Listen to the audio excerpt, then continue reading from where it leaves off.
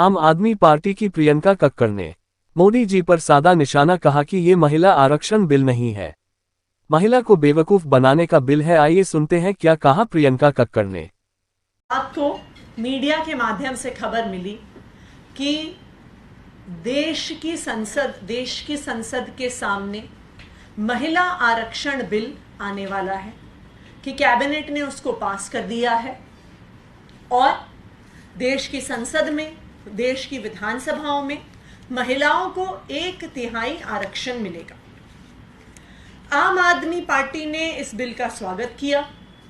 आम आदमी पार्टी ने कहा कि हम संसद में भी, विधानसभाओं में भी महिलाओं के आरक्षण का समर्थन करते हैं, लेकिन जब तक बिल हमारे हाथ में नहीं आता, जब तक हम बिल को स्टडी नहीं करते, जब तक हम इस बिल के प्रावधानों को नहीं देखते, तब तक हम इस पर टिप्पणी नहीं कर सकते हैं।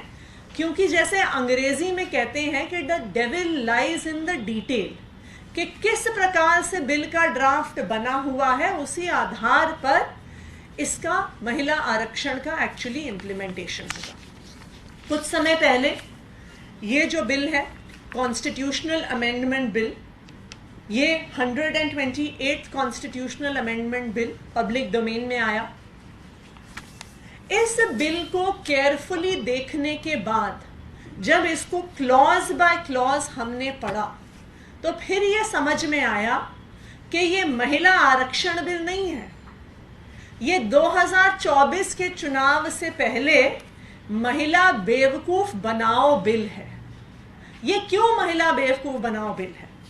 क्योंकि जब आप इस बिल के प्रावधानों को पढ़ेंगे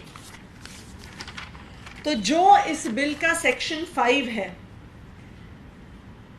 आर्टिकल 334A, जो ये कॉन्स्टिट्यूशनल अमेंडमेंट कॉन्स्टिट्यूशन में ऐड करेगा, वो ये कहता है, notwithstanding anything in the foregoing provision of this part or part 8, the provisions of the Constitution relating to the reservation of seats for women in the House of the People, the Legislative Assembly of the state and the Legislative Assembly of the National Capital Territory of Delhi.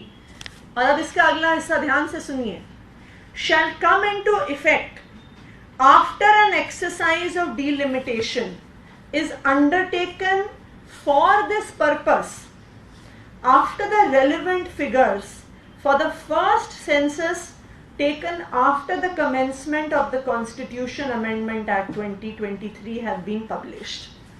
इसका क्या मतलब हुआ? इसका ये मतलब हुआ कि 2024 के चुनाव में महिलाओं को आरक्षण नहीं मिलने वाला है। ये बिल जब पास होगा, उसके बाद जो पहली जनगणना होगी उसके आधार पर डीलिमिटेशन होगी, और उस डीलिमिटेशन के आधार पर महिलाओं को आरक्षण दिया जाएगा। टाइम पीरियड के अर्थ में इसका क्या मतलब है? अगर हम एक सिंपल सा गणित करें तो जनगणना होने में कम से कम 1 साल का समय लगता है। उसके बाद डीलिमिटेशन की प्रक्रिया शुरू होगी।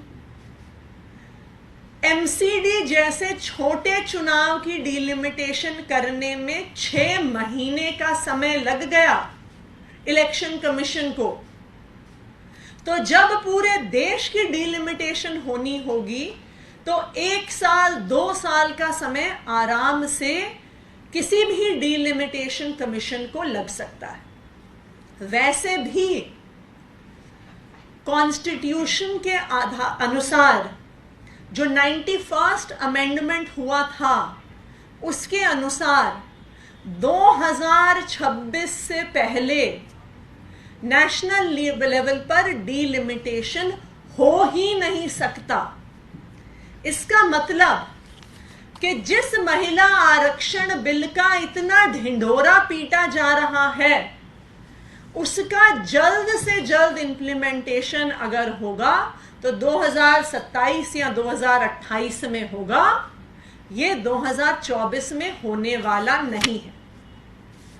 तो जब हम इस बिल के प्रावधान को पढ़ते हैं तो ये समझ में आ जाता है कि 2024 के चुनाव से पहले देश की महिलाओं को बेवकूफ बनाने का प्रयास किया जा रहा है।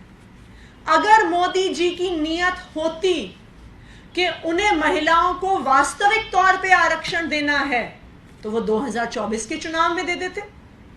क्यों उन्होंने ऐसा कहा कि पहले हम जनगणना का इंतजार करेंगे, फिर हम डिलिमिटेशन का इंतजार करेंगे, उसके बाद हम महिलाओं को आरक्षण देंगे?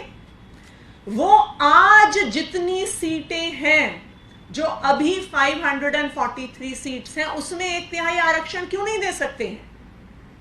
ये सिर्फ और सिर्फ तरीका है महिलाओं को बेवकूफ बनाने का। इसलिए इस बिल का नाम होना चाहिए महिला बेवकूफ बनाओ बिल।